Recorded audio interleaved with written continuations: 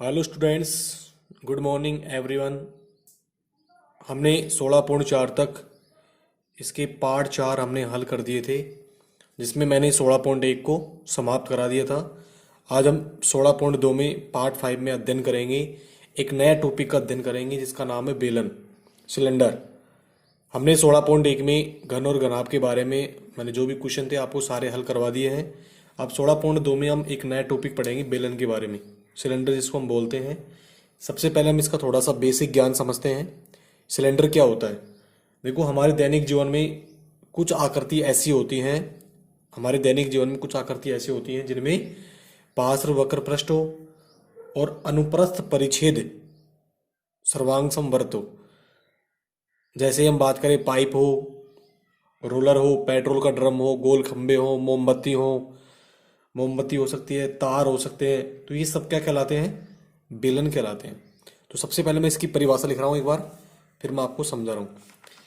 देखो, ऐसी ठोस आकृति ऐसी ठोस आकृति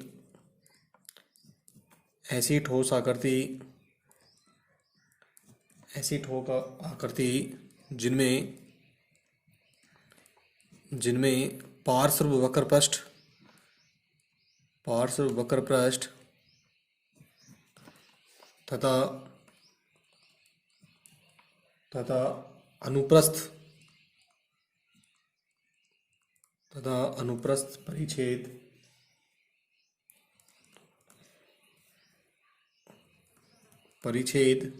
सर्वांग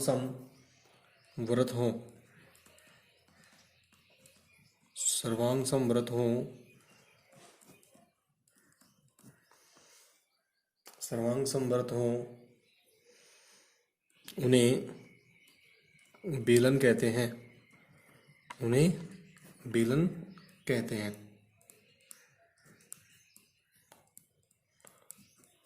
जैसे उदाहरण की बात करें हम, जैसे पाइप हो सकता है, एक जो पाइप होता है वो आपका बेलन होता है, पाइप हो सकता है। और रोलर हो सकता है जो सड़क को दाबने का काम करता है। पेट्रोल का ड्रम हो सकता है, पानी का ड्रम, ठीक है ना। जो ड्रम होता है वो भी कैसा होता है? बेलनाकार होता है। गोल खंबे हो सकते हैं, गोल खंबे हो सकते हैं। एक मोमबत्ती हो सकती है, वो भी बेलनाकार हो सकती है। तार हो सकते हैं, तार आदि, ठीक है। तो बेलन क्या होता है? ऐसी ठोस आकृति जिनमें पार्श्व वक्र पृष्ठ तथा अनुप्रस्थ परिच्छेद सर्वांग समवर्त हो, उन्हें बेलन कहते हैं। जैसे पाइप। अब देखो, मैं इसकी आकृति बना रहा हूँ। देखो, ये तो इस प्रकार की इनकी आकृति होती है। ऊपर से क्या होता है? ये इस प्रकार से होता है, वृत्तीय सिरा होता है इसमें, और एक इस प्रकार से इसमें ये होता है, और ये वृत्तीय सिरा होता है, ठीक है। ऐसी ठोस आकृति जिनमें पार्श्व वक्र पृष्ठ, ये इसकी देखो, ये बेलन की त्रिज्या होती है, ध्यान रखना। ये बेलन की क्या होती है? रेडियस होती है। ये भी बेलन की क्या होती है? त्रिज्या होती है। ये बेलन की त्रिज्या। और ये जो होता है, ये बेलन की ऊंचाई होती है। ये बेलन की क्या होती है? ऊंचाई, ठीक है। तो देखो, यहाँ पर क्या करा है कि ऐसी ठोस आकृति जिनमें पार्श्व वक्र पृष्ठ हो। पार्श्व वक्र पृष्ठ का मतलब हो गया कि जैसे जैसे ये जो भाग बच गया ना इधर वाला, ये भाग जो बीच में है, ये पार्श्व वक्र पृष्ठ हो गए। और ये क्या है? दो अनुप्रस्थ परिच्छेद वाले सर्वांग समवर्त। सर्वांग सम का मतलब हो गया एक जैसे दोनों वर्त, ये दो वर्त हो गए, एक जैसे दो वर्त हो गए, और बीच में क्या हो गया? एक वक्र पृष्ठ हो गया। तो ऐसी ठोस आकृति जिनमें दो वर्ती सिरे हों और एक वक्र पृष्ठ हो, वो क्या कहलाता है? बेलन कहलाता है। तो ये बेलन की त्रिज्या हो गई आर, ये बेलन की त्रिज्या होती है। ये भी क्या है? बेलन की त्रिज्या हो गई। और ये क्या हो गई? बेलन की ऊंचाई। ये बेलन की क्या होती है? ऊंचाई, ठीक है। तो इस प्रकार की जो आकृति रहेंगी वो क्या कहलाती है? बेलन कहलाती है। जिसमें दो वर्ती सिरे हों, सर्वांग समवर्त हों। सर्वांग सम का मतलब हो गया ऐसे दो वर्त जिनके एक जैसे माप हो, यानी रेडियस एक ही हो। यहाँ पर भी आर उतनी होगी, यहाँ पर भी आर उतनी होगी। एच दोनों में डिफरेंट, एच दोनों के बीच में ऊंचाई कितनी है? उसकी ऊंचाई हो जाएगी।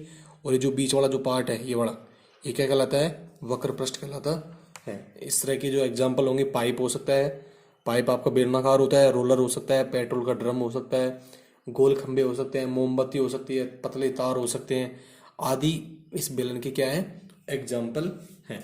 अब हम इसकी कुछ फॉर्मूले मैं यहाँ पर लिख रहा हूँ जो आपको याद करने हैं। फॉर्मूलों से ही आपकी प्रश्नावली होगी।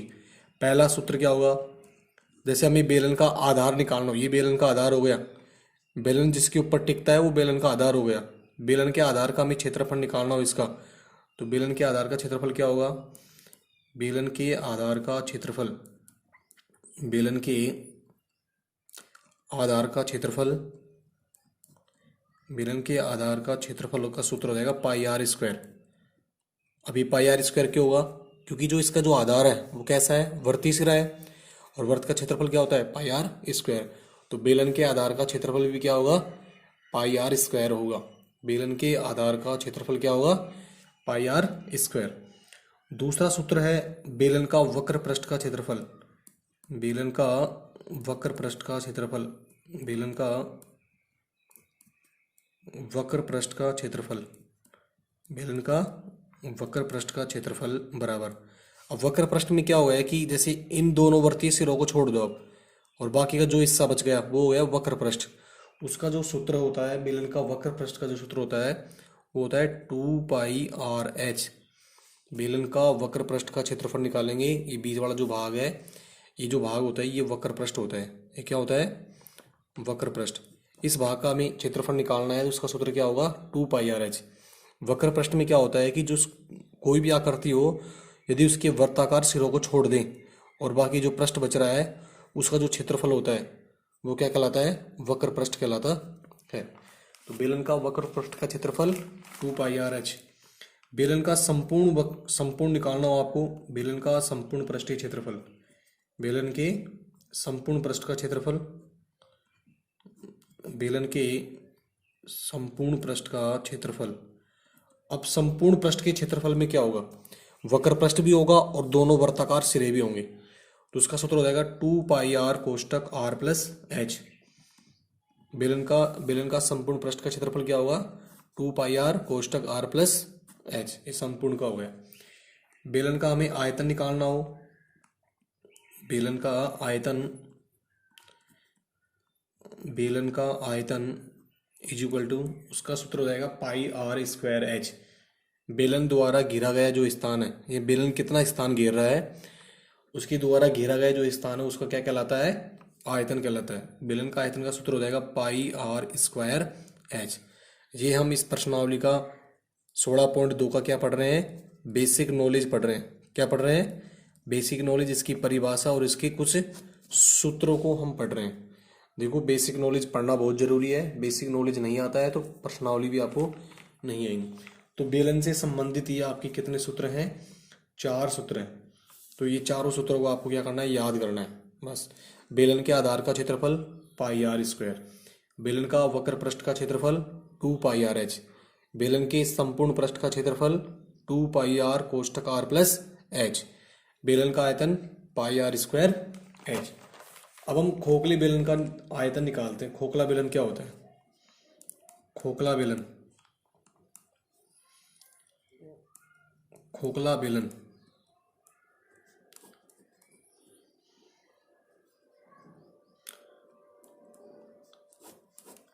देखिए 2 सूत्र हमारे पास खोखले बेलन, खोखला बेलन कैसे बनता है, इधर देखो, इसमें इस प्रकार से ये आकृति होती है बेलन की, और इसमें क्या होता है कि एक वर्त और होता है इस प्रकार से, इसमें भी एक ही होता है। ये खोखला बेलन हो गया, यानी ये अंदर से खोखला है। क्या है, अंदर से खोखला है। इसमें 2 प्रकार की त्रिज्या होती है, एक तो होती है आपकी R1 और एक होती है R2। जो ये छोटी होती है ये वाली त्रिज्या, इसको तो बोलते हैं हम R2, और ये जो बड़ी त्रिज्या होती है, ये बड़ी त्रिज्या, इसको हम बोलते हैं R1। इसको हम क्या बोलते हैं, R1 त्रिज्या। इसी प्रकार से नीचे भी होता है इसमें R2, और ये बड़ी त्रिज्या क्या हो जाएगी, R1, ये R1 हो जाएगी। ठीक है, तो हमें 2 सूत्र लिखने हैं इसके। 5वां सूत्र खोखले बेलन का, खोखले बेलन का आयतन, हमें इसका आयतन निकालना हो। खोखले बेलन का आयतन, खोखले बेलन का आयतन, इसका सूत्र हो जाएगा पाई r1 square minus r2 square h। खोखले बेलन का आयतन का सूत्र क्या आएगा? पाई कोष्टक r1 square minus r2 square या पाई h कोष्टक r1 square minus r2 square. एक सूत्र और है, खोखले गोलेन का संपूर्ण पृष्ठीय क्षेत्रफल निकालना हो, खोखले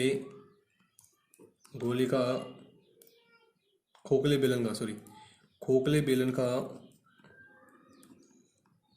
संपूर्ण पृष्ठीय क्षेत्रफल, खोखले बेलन का संपूर्ण पृष्ठीय क्षेत्रफल का सूत्र हो जाएगा 2 पाई कोष्टक r1 plus r2 कोष्टक h plus r1 minus r2। ये जो होती है ये बेलन की क्या होती है? ये खोखले बेलन की क्या हो गई? ऊंचाई। तो ये आपका क्या हो गया? खोखला बेलन हो गया, खोखला बेलन। तो इसमें देखो आपको 6 सूत्र याद करने इस प्रश्नावली में। 16.2 को समझने में 6 सूत्र।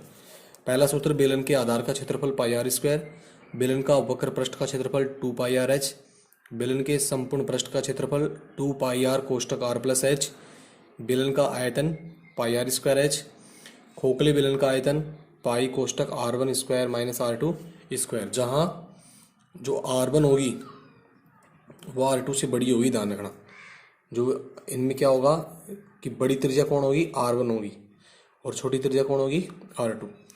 खोखले बेलन का संपूर्ण पृष्ठीय क्षेत्रफल 2 पाई कोष्टक r1 plus r2 कोष्टक h plus r1 minus r2। तो ये आपके सूत्र क्या हो गए? कंप्लीट हो गए। ठीक है, इन सूत्रों को आपको याद करना है। अब अपन क्वेश्चन नंबर 1 देखते हैं। 16.2 का जो पहला क्वेश्चन है उसको देखते हैं। 16.2 का पहला क्वेश्चन, 16.2 क्वेश्चन नंबर 1। एक बेलन का व्यास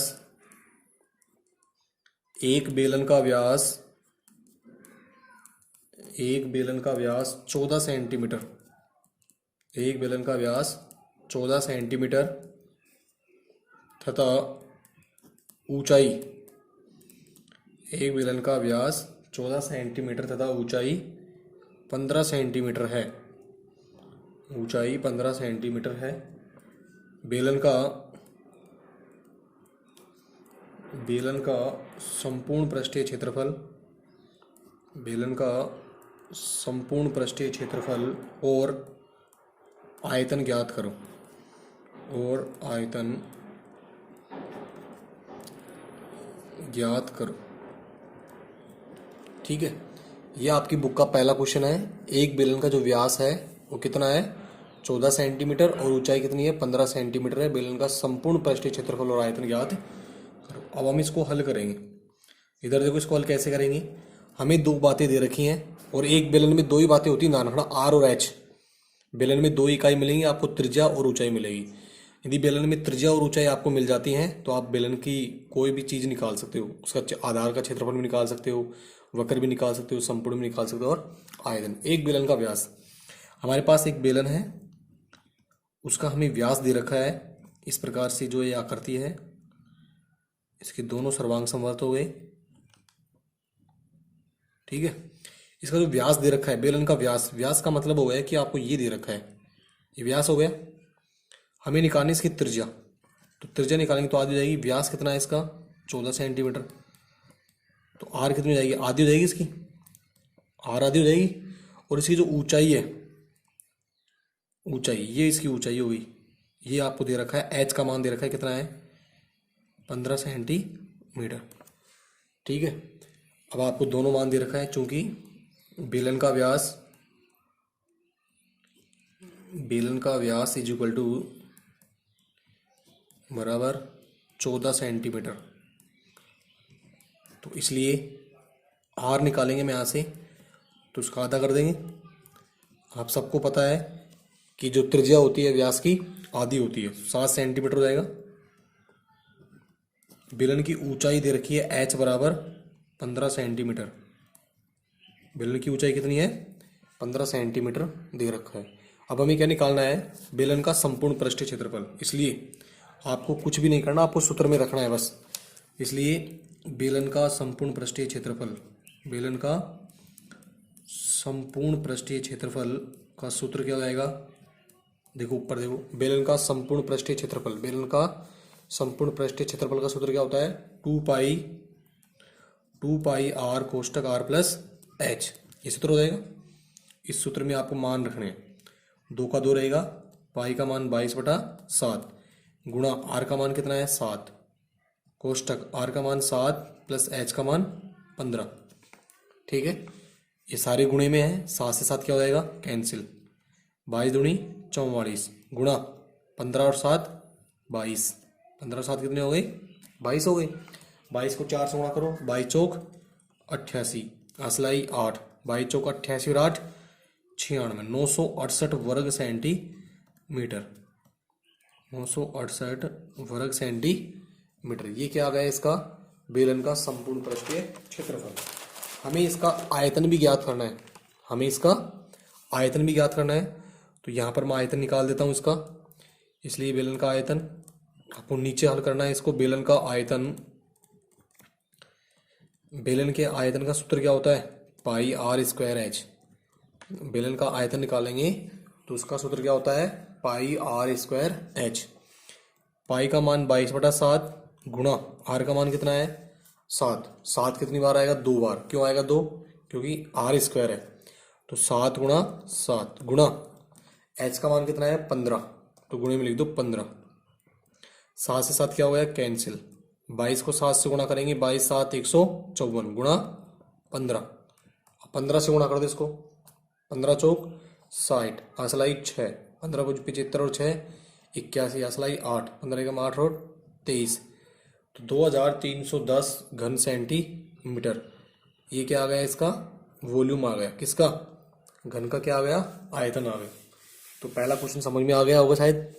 आपको सूत्र में रखना है और कुछ नहीं करना है, सूत्र याद है तो ये क्वेश्चन हो गया, आपको समझ में आ जाएगी। तो ये आपका पहला क्वेश्चन हो गया। नेक्स्ट क्वेश्चन देखो दूसरा,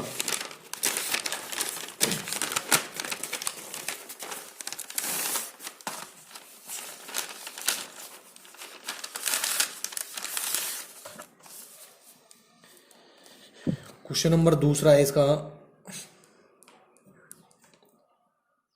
एक लंबवर्तीय बेलन की ऊंचाई, एक, मैं क्वेश्चन लिख रहा हूं, एक लंबवर्तीय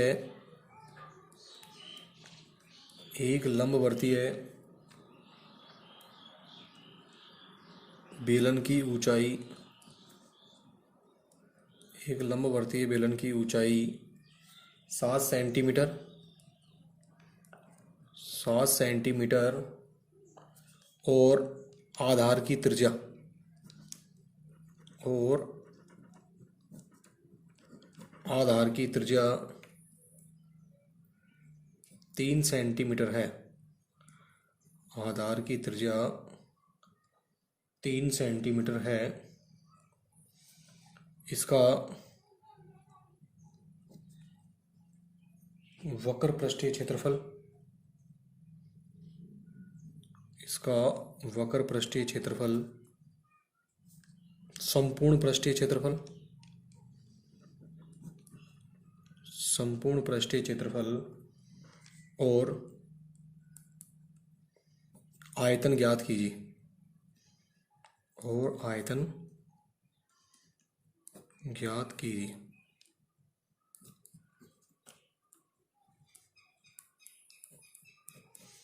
ये क्वेश्चन पहले की तरह ही होगा। एक लंबवर्तीय बेलन की ऊंचाई दे रखी है आपको 7 सेंटीमीटर, आधार की त्रिज्या 3 सेंटीमीटर, इसकी हमें रेडियस दे दिया है। एक बेलन है, इस प्रकार से एक बेलन है, ये क्या बन गया, एक बेलन। इस बेलन की हमें त्रिज्या दे दी, आधार की त्रिज्या, यानी ये इसकी त्रिज्या हुई आर, आर बराबर दे दिया 3 सेंटीमीटर, ठीक है। और इसकी जो ऊंचाई है, ऊंचाई ये हो गई, इसकी जो ये ऊंचाई ये वाली, ये एच बराबर दे दिया कितनी है 7 सेंटीमीटर। उसने पूछा है किसका, वक्र पृष्ठीय क्षेत्रफल, संपूर्ण पृष्ठीय क्षेत्रफल और आयतन, तीनों निकालने हैं। तो आराम से निकाल सकते, कोई दिक्कत नहीं है। बेलन की ऊंचाई, क्योंकि